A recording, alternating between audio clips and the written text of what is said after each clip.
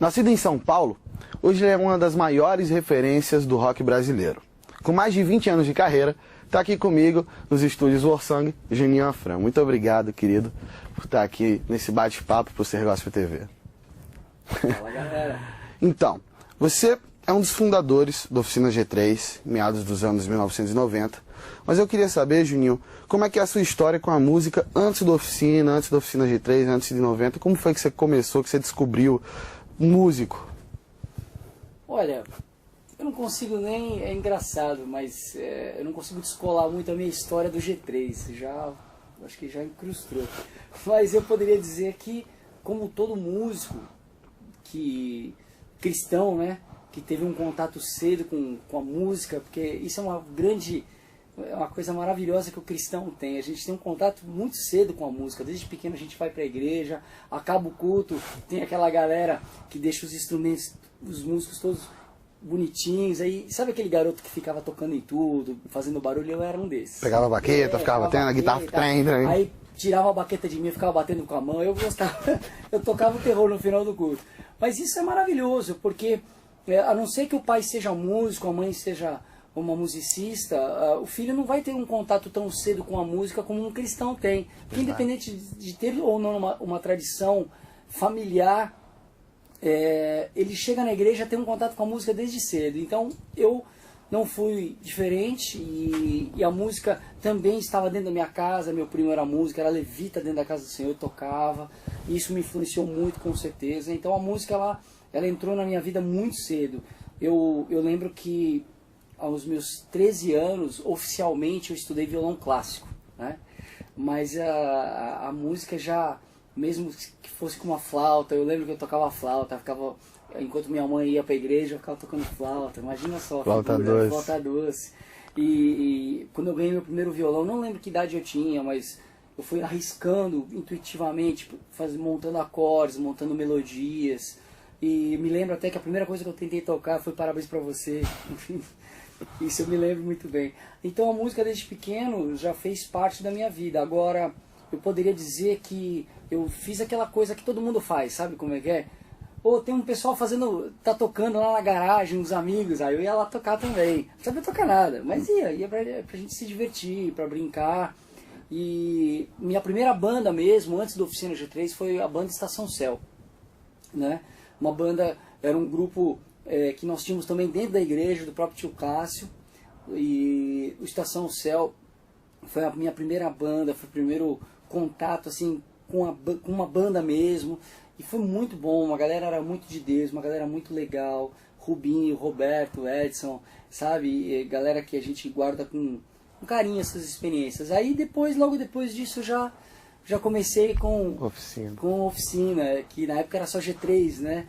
Então foi tudo muito rápido. Então o G3, por isso que eu falo quando eu digo que o G3 já faz parte da minha história, eu digo nesse sentido. Mas basicamente o meu começo foi esse clássico, depois aqueles famosos encontros entre amigos, Estação Céu e depois Oficina G3. E o legal de se ter uma banda é que todo mundo vai crescendo junto espiritualmente, tecnicamente, musicalmente, todo mundo vai aprendendo junto. E histórias maravilhosas, assim, histórias da época mesmo do Estação Céu, assim, de ministrarmos em igrejas, aquelas igrejas assim, tão pequenininhas onde Deus também se manifestava de maneira tão forte. Cara, todas essas coisas elas vão fazendo com que, como você mesmo falou, que todos nós vamos crescendo, conhecendo mais a Deus. Eu acho que o nosso maior crescimento é no sentido de Deus, na nossa intimidade com Ele, na nossa amizade com Ele, fortificando o laço de deixar de ser um Deus figurativo, ou o Deus do pai, ou o Deus da mãe, ou o Deus do pastor, e passar a ser o nosso Deus. Então essas experiências elas foram realmente muito significativas e importantes para o meu crescimento. Bacana. Você falou que desde pequeno então ia na igreja, batia, então você já nasceu em lar evangélico, já nasceu em berço evangélico? Já. Minha mãe era uma mulher de Deus, uma mulher que certamente me ensinou muito da palavra de Deus, me levando à igreja, sim, mas mais do que isso ela me ensinava com a sua própria vida, me ensinava nos bastidores, porque tem muita gente que é muito, desculpa a sinceridade, né, galera, mas é crente pra chuchu quando tem gente olhando. Mas minha mãe não, minha mãe ela realmente mostrava o que era viver com Deus fora dos bastidores de igreja. Ela sempre foi ligada a missões, ela trabalhava como uma missionária dentro do interior de São Paulo. Tem até algumas igrejas que nasceram fruto desse trabalho. Ela, minha tia, a mãe do Walter e uma outra amiga dela, que era Maria José também.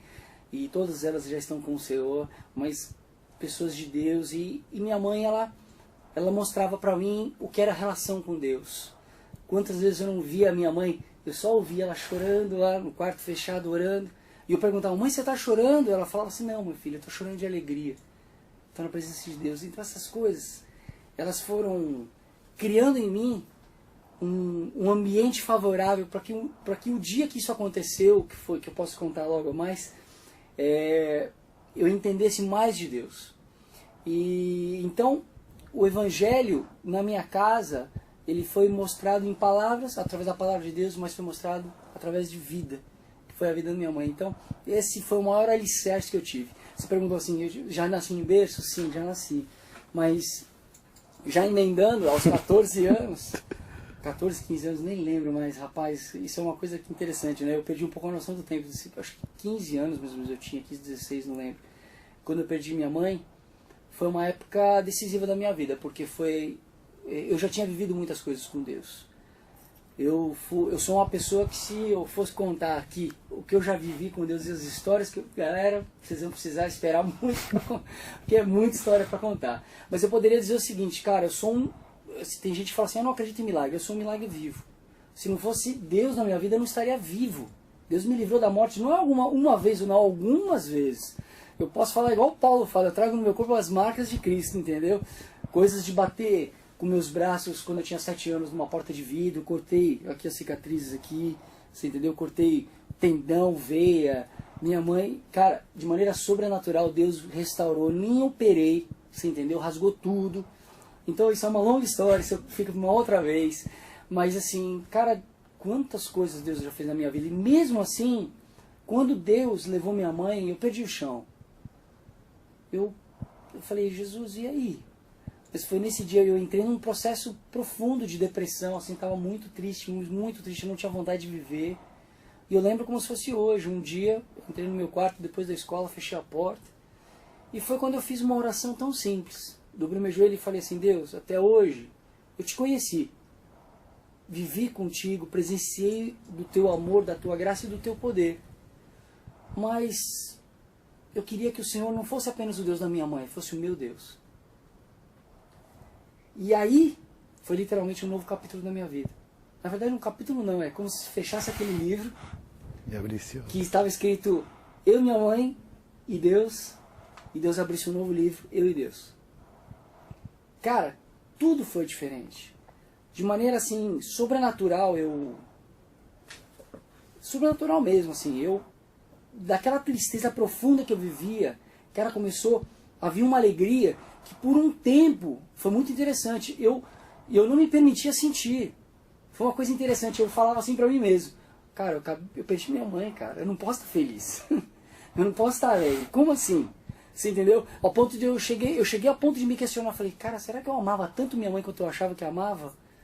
E aí eu comecei a entender que aquilo era um conforto de Deus. Entende? E, nossa, que lindo. Foi muito louco. E Deus reverteu mesmo, cara. E aí, dali pra frente, comecei a viver as minhas experiências com Deus. Não que eu já não tivesse, eu tenho muitas pra contar, muitas mesmo. Mas tudo ali pra frente, cara, eu fui, assim, literalmente vivendo coisas novas com Deus. Tudo isso é o que eu faço e eu tento repassar através de músicas, através de experiências de vida dentro do G3. Porque no fundo o G3, pra mim, é um ministério. Mais do que uma banda, é um ministério. Onde eu tento passar não palavras bonitas para mexer com a emoção das pessoas, mas para passar experiências de vida, para passar aquilo que nós vivemos, que eu vivi. Isso para mim é o G3, uma ferramenta para o reino, uma ferramenta que se torna um sinal do reino de Deus aqui na Terra. Então, por isso que eu acredito muito, cara, que muita gente está dentro da igreja, mas conhece o Deus do pai, da mãe, do pastor, do tio, do amigo, da namorada, do namorado. Não conhece o seu Deus. Não conhece o seu Deus. Verdade. Então, eu penso também que há tempo para tudo debaixo do céu. Então, como diz Eclesiastes 3, né, há tempo para tudo. Uma hora, se essa pessoa estiver aberta, ela vai um dia chegar a uma conclusão, assim, talvez faça a mesma oração que Deus. Tá, acho que eu te conheço como Deus daquele outro, mas seja o meu Deus. E eu tenho certeza que muita coisa vai mudar, cara, muita coisa vai acontecer. Amém. E o G3, como você falou que você considera um ministério, realmente é um ministério precursor, porque não só pelo estilo musical que é o rock and roll, mas porque muita gente, pelo menos eu vejo assim, e eu acho que vocês também devem enxergar assim, que não é cristã, que gosta do estilo musical, abriu uma porta para pessoas que não são cristãs, que não conhecem a Cristo, apenas curtem o som, irem aos eventos, irem aos shows, irem às ministrações e lá serem tocadas, lá transformar a vida, lá conhecer a Cristo.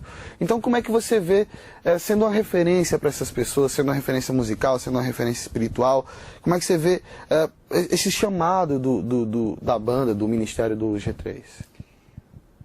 Para mim, por muito tempo foi um peso.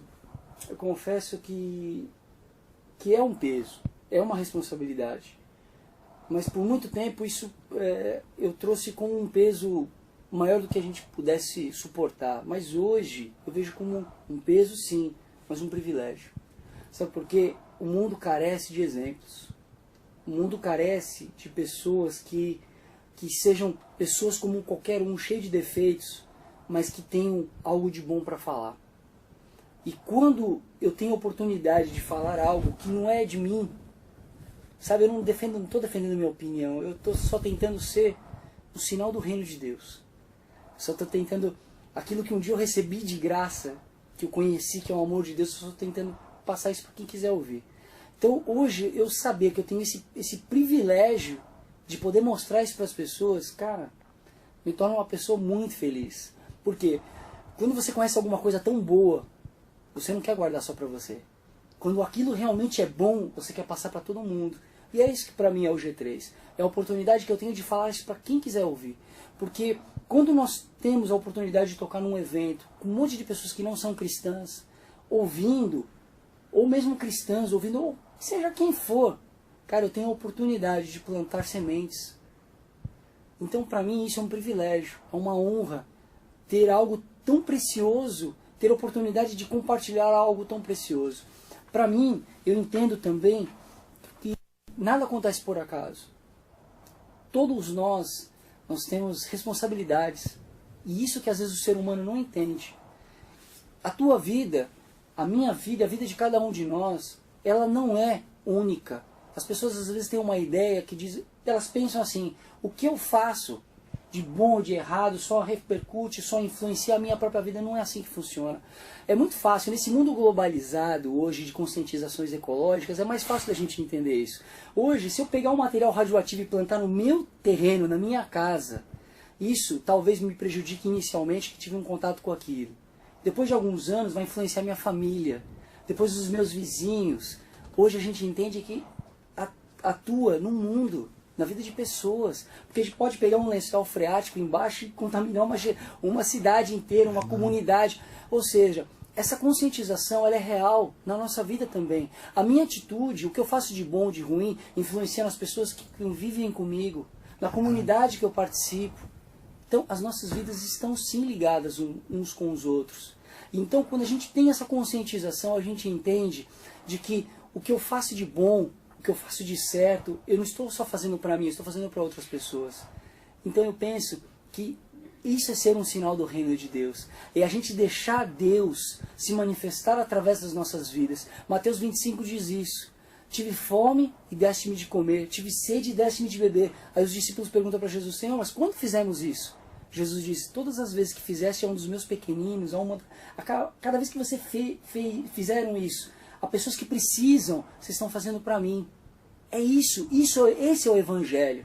Esse é o Evangelho que deixa de ser teórico, deixa de ser um Evangelho pregado em 4 paredes de uma igreja e ele vai para as ruas. A gente mostra Deus, sabe como? Quantas vezes uma pessoa... Todo mundo já teve essa situação, tenho certeza que eu estou falando aqui, todo mundo já teve essa situação. Cara, não tem nada mais forte de quando você está se sentindo mal, cara, que você está precisando de um abraço de um amigo, alguma coisa, e uma pessoa vem, cara, e te dá um abraço. Sabe aquela coisa assim, quantas vezes eu já cheguei na igreja, coisas loucas que já aconteceram. Sabe quando você não sabe o quanto um abraço ia te fazer diferença? E você vem, uma pessoa do nada vem e te dá um abraço, cara. E te diz, às vezes, algumas palavras que você fala assim, cara, era isso que eu precisava ouvir.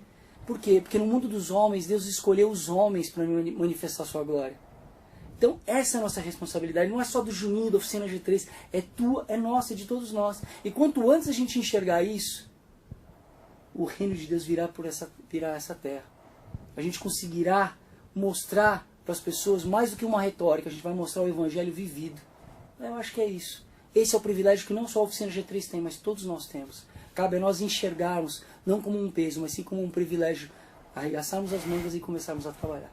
Amém, amém. É justamente isso por isso que eu admiro tanto você, o Juninho, a Oficina. Não é só musicalmente lindo, não é só sentir a unção que a gente sente quando escuta a música, mas porque vocês realmente pregam a palavra, vocês vivem a palavra, vocês mostram para as pessoas. Parabéns por isso. Eu me sinto privilegiado em poder estar conversando com você. Acho que o pessoal de casa também, muita gente queria poder conversar um pouquinho, sentir o que é isso, o que é ouvir isso. Primeira vez que eu entrevistei vocês, a gente estava começando tudo ainda, então eu fiquei muito... meu Deus, o cara que eu ficava na minha igreja ouvindo, agora eu estou aqui conversando com ele. Realmente é um privilégio. E para vocês também que estão assistindo, é um privilégio poder ouvir isso, vivenciar isso, pessoal. E para encerrar, Juninho, hoje você é endosser da Tajima, da Fire, mas você antes fabricava seus próprios pedais. Eu achei isso muito curioso. Eu quero saber como é que é isso, como é que é fabricar sua pedal. Você falou que foi tudo muito intuitivo, mas como assim fabricar? Como é que é um jovem pegar assim, um equipamento eletrônico? Que é o seguinte, quando eu comecei a tocar, pedais de efeitos de guitarra eram caríssimos. Quem começou há muitos anos atrás sabe bem disso. Eu lembro que tinha uma loja em São Paulo, uma loja, que vendia os pedais da Boss e da MXR. Cara, um pedal da Boss era um pedal assim, inacessível para a maior parte dos humanos ali, entendeu? Eram muito caros, não porque o pedal custasse muito caro, porque os pedais hoje... Cara, são coisas que são possíveis de se comprar. Hoje você vai na loja, você compra um pedal da Boss, da Fire, da MXR, todas essas marcas você consegue pagar. Naquela época, lá fora, você conseguiria. No Brasil chegava, custando, como tudo no Brasil, infelizmente, né? Por causa da carga de impostos. Então era uma coisa assim proibitiva. E, rapaz, eu olhava para aquilo era objeto de desejo para qualquer música. Você falava, nossa, eu queria tanto comprar esses pedais. Eu não tinha dinheiro, cara, eu não tinha dinheiro. Então o que eu fiz? Eu comecei a arrumar uns esquemas de pedais. E começava a procurar alguns esquemas. E aí eu mexia nos circuitos, mudava... Eu não entendia muita coisa de eletrônica, mas eu começava intuitivamente a analisar. Isso aqui... É um resistor que ajusta a entrada, eu mudava o CI, entendeu? Então eu começava a criar algumas coisas dentro da minha leiguice, né? Mais tarde eu fui vir a entender algumas coisas, essa parte de eletrônica, mas assim, eu fui montando os meus pedais. Gente, era uma porcaria, né? Eram horríveis, né? Terríveis os pedais. Mas, cara, me ajudou muito, né? Então tinham várias piadas, várias brincadeiras. Cara, e teve em um primeiro momento, eu cheguei a levar esses pedais para tocar na igreja. Meu Deus. Era o que eu tinha, né, cara? Horrível, cara. Uma chiadeira, né? Tudo. Aí o pessoal da igreja lá, tinha uns pedais bacanas, tinha um Boss, eu lembro que tinha um Boss, tal, um Distortion, tal, um Chorus. Aí os caras assim, olharam pra mim, ô Juninho, quer usar meu pedal? Vai lá. Tipo, poxa, obrigado, né? Não, eu acho que eles falavam assim, não, a gente que agradece, usa aí que a gente que agradece, entendeu? Mas, cara, foram momentos maravilhosos, eu guardo isso com muito carinho, apesar de ter sido engraçado pra Chuchu, né? Muito engraçado, cara, mas foram momentos preciosos, momentos assim que hoje, quando eu olho pra minha pedaleira, pra aquele monte de pedal legal que eu tenho hoje, cara, eu sou grato a Deus. Sou mesmo, cara. Eu acho que tem uma coisa que é muito legal, quando você não se esquece do que você viveu no passado. A gente não pode viver do passado. Quem vive do passado é museu. Mas lembrar do passado é muito bom. Por isso que a Bíblia tem histórias do passado, pra gente olhar, pra gente relembrar, pra gente ver, sabe? Então na nossa vida é muito parecido, a gente olha erros que nós cometemos e coisas que nós acertamos. Então é muito legal quando você olha e fala, Deus, ó, olha o que o Senhor fez na minha vida. Olha, Deus, quanta coisa eu paguei porque eu cometi erros ali, ó. Porque eu plantei errado, eu colhi errado. Mas me ajuda. Então é muito importante. Então a gente tem que ter um coração realmente atento, grato e atento.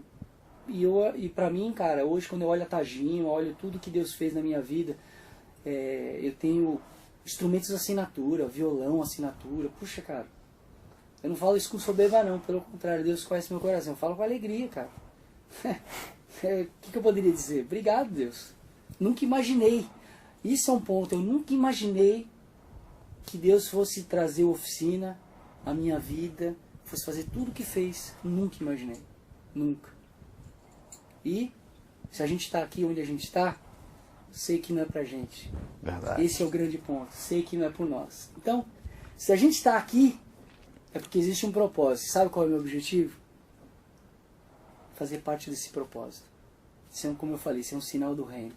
Onde eu estiver, fazendo o que for, com uma guitarra na mão, com um violão na mão, falando, pregando, num show, numa igreja, onde for, numa entrevista, onde for, cara, eu aprendi uma coisa na minha vida. Eu sou o que eu sou. Na minha casa, se você perguntar pra minha mulher, como é que é o Juninho aqui em casa? Ela vai falar pra você, é a mesma coisa que ele é no show do G3, é a mesma coisa dando uma entrevista, a mesma coisa com os amigos. Cara, máscaras é uma coisa horrível. Eu tento e luto pra ser a mesma coisa em qualquer lugar. Eu não sou crente pra caramba dentro da igreja, fora da igreja eu não sou, não, cara. O que eu sou em um lugar eu tenho que ser em todos. Você entendeu?